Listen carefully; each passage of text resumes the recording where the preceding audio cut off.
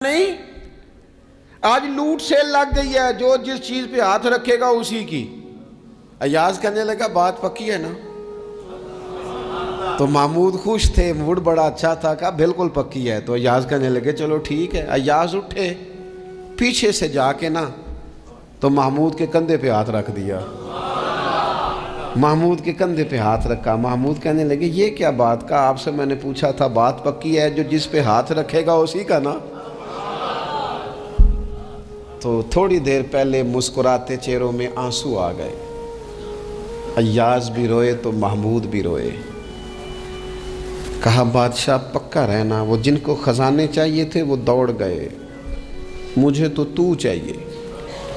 लंघ कई महीने ते बरस गए ते तेरी दीद नू दीदे तरस गए, तेरी तू मिलेगा।